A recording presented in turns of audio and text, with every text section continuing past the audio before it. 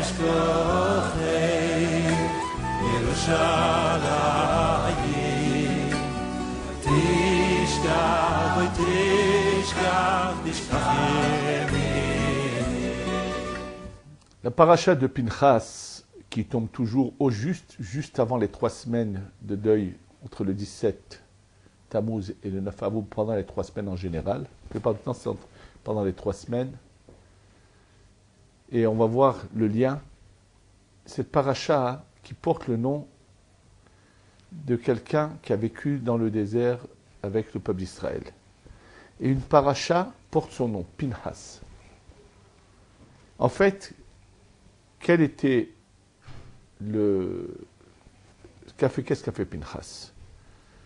Pinchas a pris conscience que là, quelqu'un était en train de commencer à vouloir détruire le peuple d'Israël.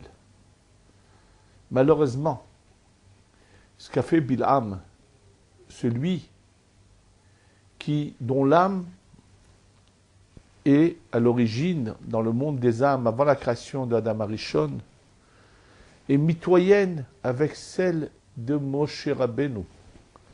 C'est-à-dire, c'est une âme qui vient d'un lieu très particulier. Pourquoi a-t-il mérité cela? Pourquoi cette âme a-t-elle mérité cela? Ça nous obligerait à rentrer dans un sujet profond, kabbalistique, pour découvrir à quel moment on a, par notre propre choix, défini déjà à quelle source d'âme on appartiendrait et les différentes étapes qu'on passe pour arriver à un choix définitif pour notre avenir, et que la vie que nous menons dans ces 6000 ans, c'est finalement cette vie qui va être décisive pour le choix des directions. C'est-à-dire que ce Bilham, à l'origine, est une âme d'un très haut niveau, mais qui a fait déjà un mauvais choix au départ, qui aurait pu se rattraper dans cette vie qu'il a menée ici sur Terre, mais il ne le fait pas. Et comme il a en lui quand même quelque chose de très fort, de très profond, il va l'utiliser malheureusement mal. Voyant que par la malédiction il n'arrive pas, il va utiliser un moyen qui est le plus dangereux, l'arme la plus dangereuse pour détruire le peuple d'Israël.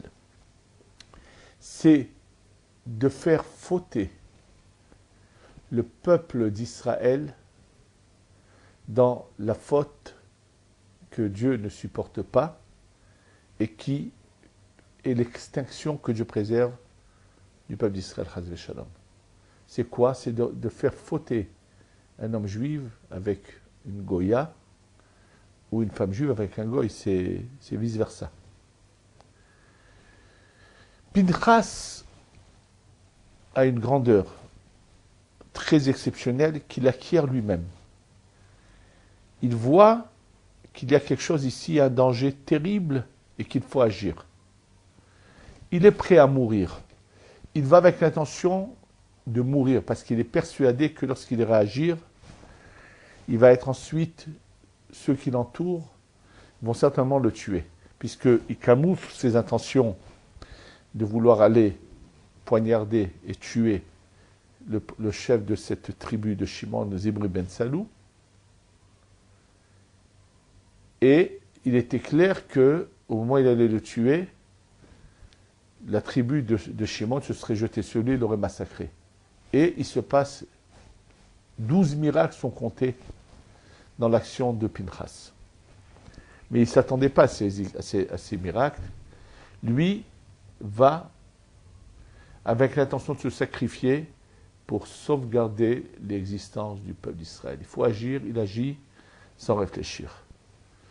Et bien sûr, à ce moment-là, quand il va faire cette action extraordinaire, 2 âmes d'un très haut niveau, très belles, qui sont parties dans le feu de Dieu, qui sont les 2 enfants de Aaron, Nadav et Avihu, leurs âmes vont venir rentrer dans Pinchas. Il va recevoir des suppléments d'âmes qu'il n'avait pas à sa naissance, qu'il n'avait pas jusqu'à ce moment-là. et qui vont finalement, plusieurs de ces âmes qu'il va recevoir vont être après dans différents personnages. Et c'est pour ça qu'on va trouver une fois un Eliaou à Tishbi, Eliaou à Giladi, différents Eliaou, et parmi lesquels ils vont finalement monter au ciel et devenir un ange celui qu'on appelle Eliaou Navi.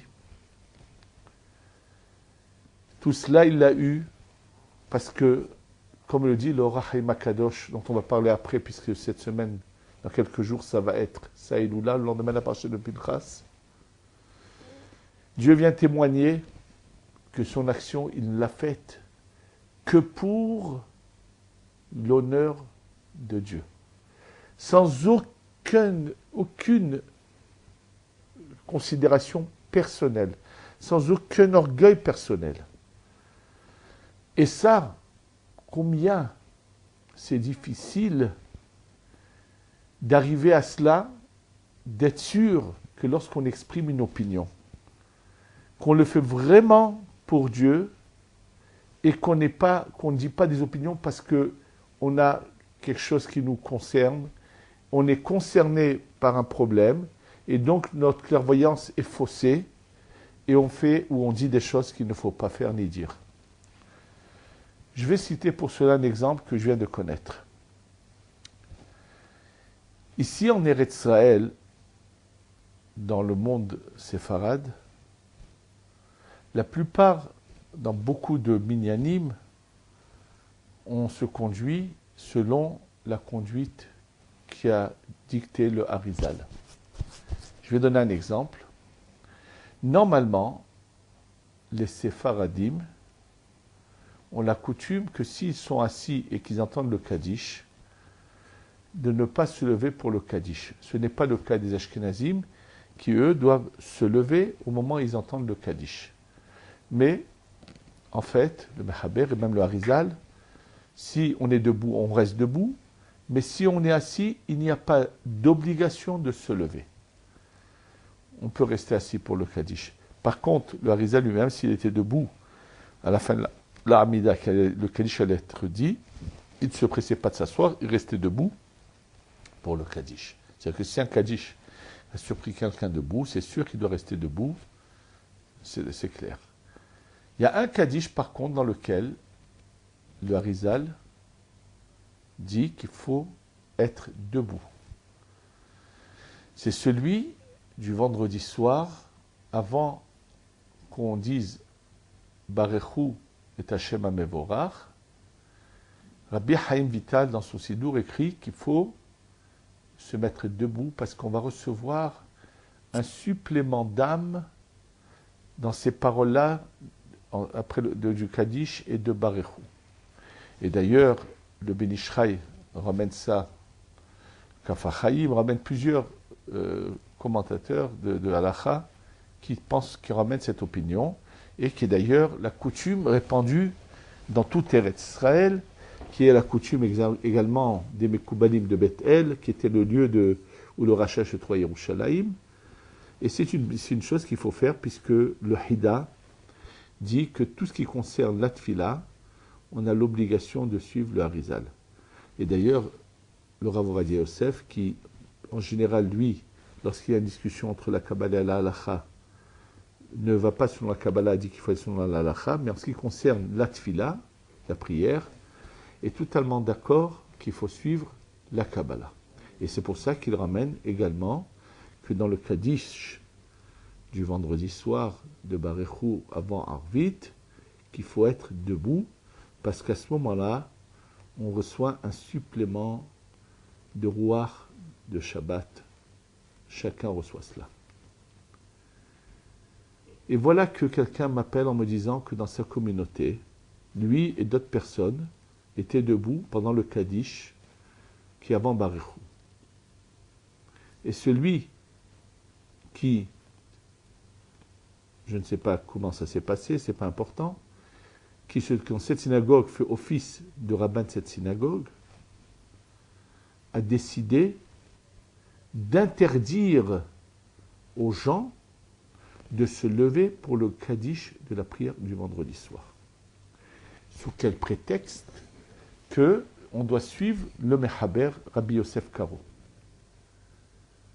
Combien, et quand certains ne l'ont pas écouté, il s'en est pris après eux, qu'ils ont l'obligation de le suivre, de l'écouter, bien qu'il leur a dit bien que Rabbi Yosef dit cela, mais nous on va sur le Mechaber, ainsi de suite. Combien cet agissement est un agissement qui est prohibé et qui est contre la Torah et qui ne vient que d'une envie d'orgueil d'essayer d'imposer des choses qui sont complètement fausses. D'abord, premièrement, le Mechaber n'interdit à personne de se lever pour tous les Kaddish qu'il a envie. Il n'y a pas d'obligation de se lever, mais celui qui aura envie de se lever pour un Kaddish, personne ne peut le lui interdire. Premièrement. Deuxièmement, le Hida le dit, dans ce qui concerne la Tfila, on va selon le Harizal. Les gens qui ont envie de suivre l'opinion du Hida, qui a été ramenée d'ailleurs par le Ben Ishraï, par le Kaf HaChaim, par Ovadia Yosef, c'est sûr qu'à Mordechai Léou pensait la même chose, Rav Ben Sion Abba Shaoul, tous les Chachamim. Comment quelqu'un dans une communauté peut se permettre de vouloir non seulement interdire à des gens d'agir comme ils en ont envie bien, surtout qu'ils ils ne font rien qui est contre la halacha, et vouloir s'imposer sous prétexte de vouloir défendre l'honneur de Rabbi Yosef Karo du Mechaber.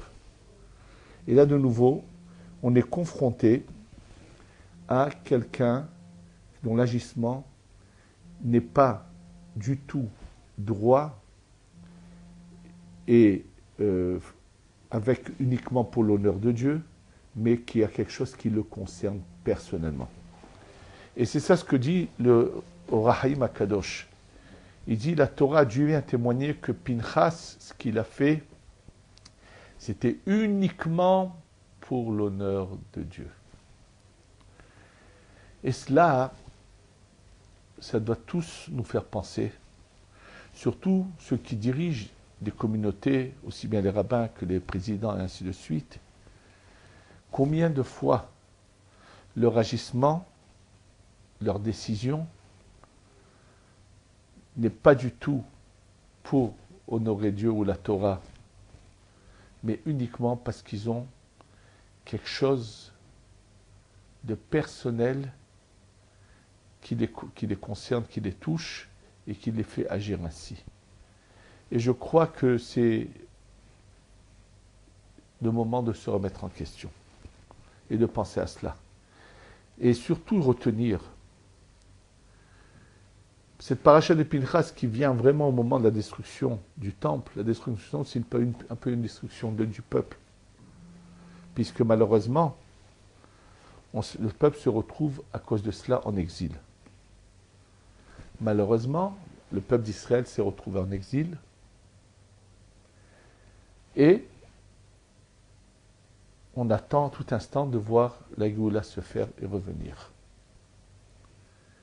Avant de continuer à parler de ce point de Nekuda de Géoula, je vais passer à Orahaim HaKadosh et je reviendrai à ce point de Géoula pour expliquer quelle est notre manière de voir les choses selon la Torah, quelle doit être notre manière d'agir selon la Torah aujourd'hui par rapport à notre retour en Eretz Israël. Rabbi Chaim ben Attar, celui qu'on appelle le Orahaim HaKadosh, le Saint Orahaim. On a quelques témoignages de quelqu'un qui a été son élève quand il était jeune, le Hida, qui parle de la grandeur de ce maître qu'il a vu et de sa sainteté. Mais je crois que celui qui l'a le plus répandu, c'est bien le Baal Shem Tov, puisque le Baal Shem Tov, qui n'a jamais vu Rabbi Chaim ben Attar, s'est mis à parler de lui à son entourage, parce qu'il le voyait la nuit. Comme il l'a dit, lorsque lui, sa neshama, montait la nuit, elle montait avant toutes les âmes de sa génération, sauf un. Il y en avait un, quand lui montait, déjà redescendait, c'était Rabbi Chaim ben Attar. Combien le Baal Shem Tov vénérait Rabbi Chaim ben Attar, c'est lui qui l'a révélé. Et il a tout fait pour essayer de le rencontrer, parce qu'il savait que s'il le rencontrait, grâce à leur rencontre, le Mashiach viendrait. Mais malheureusement, comme la génération n'était pas apte, le Baal Shem Tov n'a pas réussi à arriver jusqu'en Eretz Israël. Il a tout fait pour. Jusqu'à que son bateau a naufragé devant le port en Turquie et qu'il a été obligé de faire marche arrière, de revenir. Et donc, ça s'était passé juste avant Pessah. Il a passé un Pessah en Turquie, le Baal Shem Tov. Et c'est cette fameuse Seuda qui est faite le 8e jour de Pessah chez certains chassidim. Et en fait, à l'origine de la Seuda qu'avait fait le Baal Shem Tov le dernier jour de Pessah pour remercier Akadosh Baruch Hu de l'avoir sauvé de la mort. Et Rabbi Haim Ben Attar, quand il décide de se mettre en chemin pour Eretz Israël, il habite le Maroc. Il a de quoi vivre aisément, il a des élèves, il a tout. Et pourtant, il sait que si on veut faire venir la Géoula, il faut partir en Eretz Israël, agir. À son époque, il n'est pas le seul à faire cette démarche. Il y a quelqu'un d'autre qui fait la même démarche que lui, qui s'appelle Rabbi Haïm Aboul Afia. Rabbi Haïm Aboul Afia est né en Eretz Israël, mais a vécu toute sa vie en Turquie. Et à l'âge de 80 ans, il a une révélation. On lui dit, retourne en Eretz Israël et refais naître la communauté juive de Tibériade. Il n'y a plus un seul juif à Tibériade, tu vas aller la faire renaître, cette communauté. Rabbi Haïm Aboul Afia retourne en Eretz Israël à l'âge de 80 ans et va faire renaître cette communauté. Et d'ailleurs, le Rahim Akadosh, lorsqu'il arrive en Eretz Israël, il va passer par Tveria, et il va aller directement au Beth Midrash de Rabbi Haïm Aboul Afia et le rencontrer. Et d'ailleurs, quand Rabbi Haïm Ben Attar écrit dans son commentaire sur la Torah, parle du Mashiach, il dit il y a deux possibilités. Soit quelqu'un qui est né en Eretz Israël, soit de quelqu'un qui vient de Chutz Laaretz, il finit par ces mots en disant Ushmo Haïm, et son nom est Haïm. Il fait allusion à deux personnages. Rabbi Haïm Aboul Afia, qui lui était en Eretz Israël, mais qui avait passé toute sa vie en Chutz Laaretz, qui revenait en Eretz Israël. Deuxième allusion, c'est à lui, qui lui est né en Chutz Laaretz. Donc, au départ du Maroc, il va aller par la route, il va arriver jusqu'à Alger. Et là, il va rester un certain temps dans la communauté d'Alger. D'ailleurs, il va obtenir des rabbinim d'Alger des lettres d'approbation à ses écrits. Et partout où il va, même au Maroc, il va chercher à encourager des gens à le suivre pour aller en Eretz Israël. Mais apparemment, du Maroc et d'Alger, il arrive pratiquement à convaincre presque personne à le suivre. Je ne sais pas combien l'ont suivi.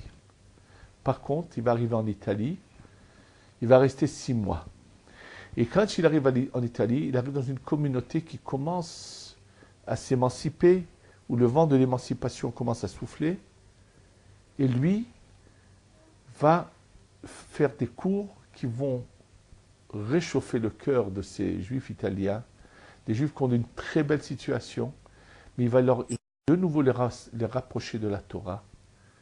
Et ce sont ces juifs-là qui vont, une centaine d'entre eux, vont décider de tout quitter, leur situation, leur famille, pour le suivre et partir à l'aventure en Eretz Israël, ce qui était quelque chose de terrible à cette époque.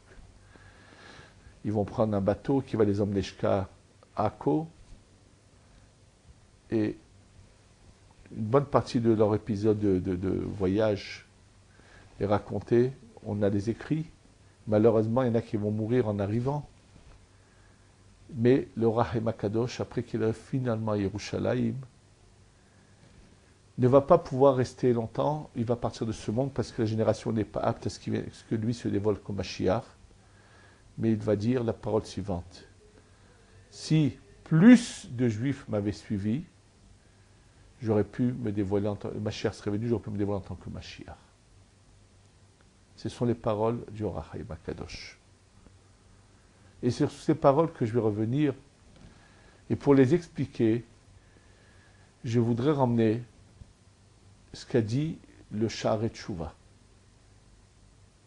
Sha'arei Tshuva qui a été écrit par un des Rishonim sur la Teshuva, pour expliquer la gravité de ceux qui, pendant les 10 jours de repentir, ne se réveillent pas au repentir, combien c'est grave, donne la parabole, l'exemple suivant.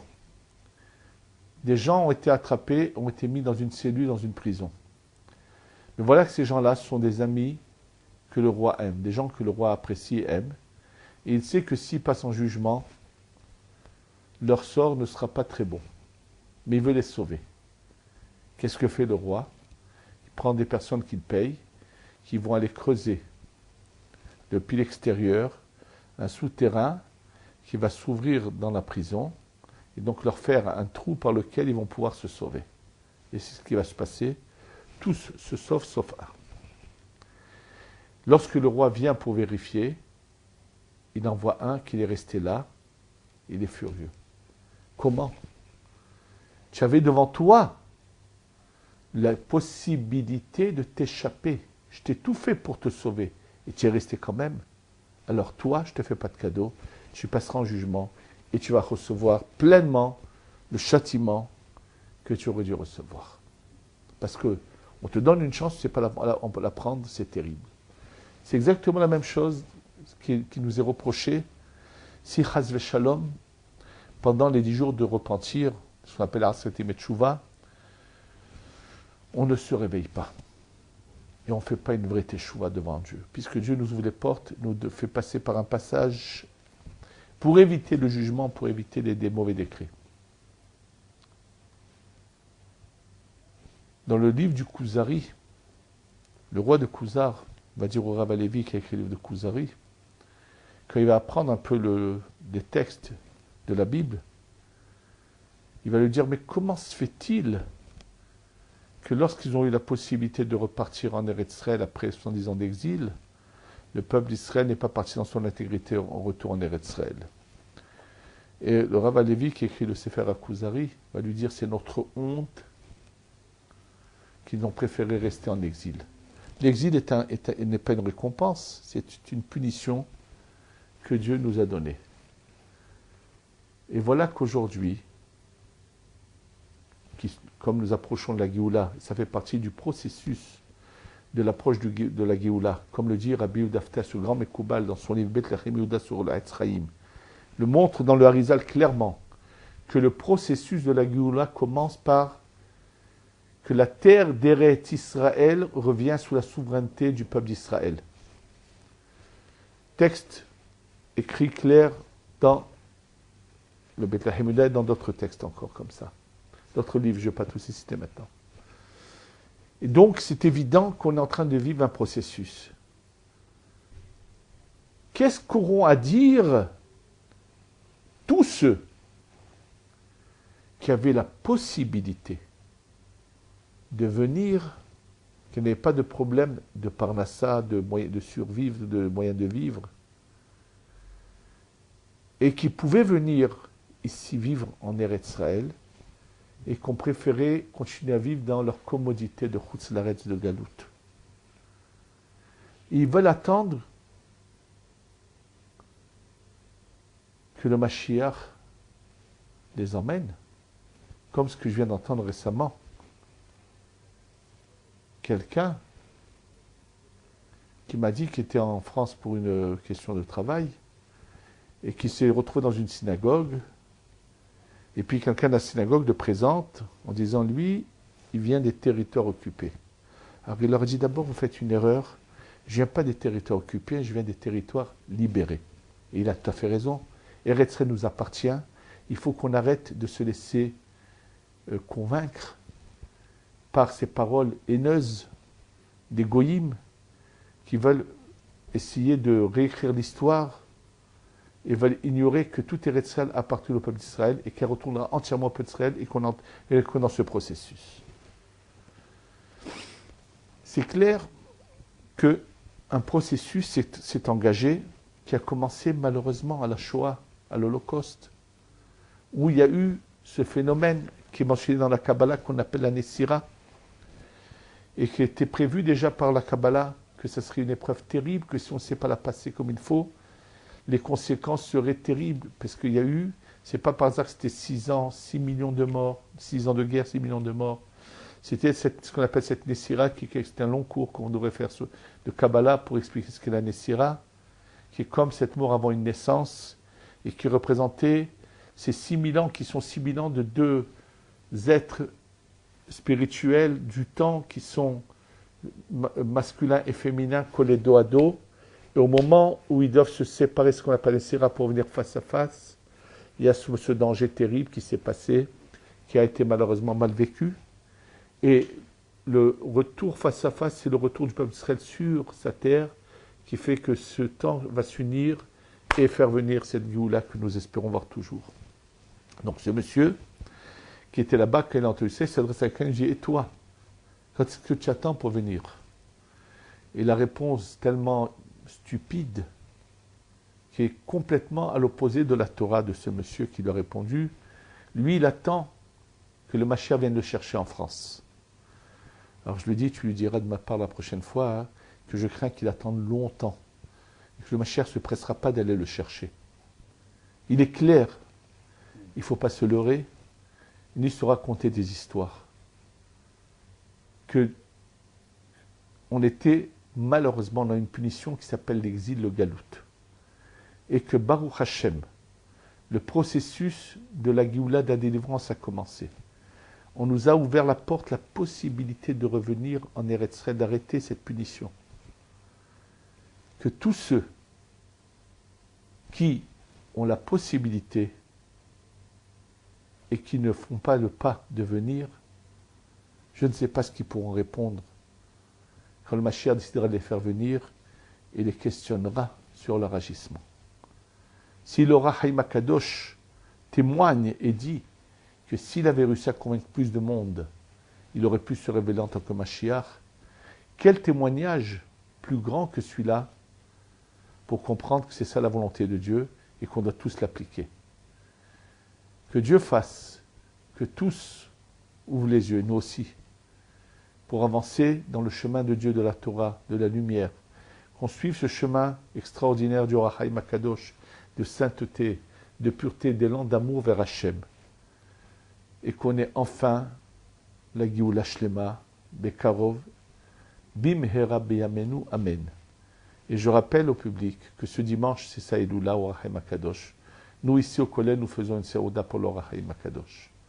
Tous ceux qui voudraient qu'on allume une bougie, et donc participer au soutien de la Torah, pour qu'on puisse continuer à diffuser la Torah, surtout la Torah en Eretz Israël, surtout à Yerushalayim, et surtout dans Yerushalayim, entre les murailles où nous nous trouvons. Alors je vous invite à être généreux pour qu'on puisse continuer à diffuser cette Torah et faire tout ce qu'on voudrait faire pour l'honneur de Dieu et qu'on ait la Géoula Shlema, Bimhera, Beyamenu, Amen.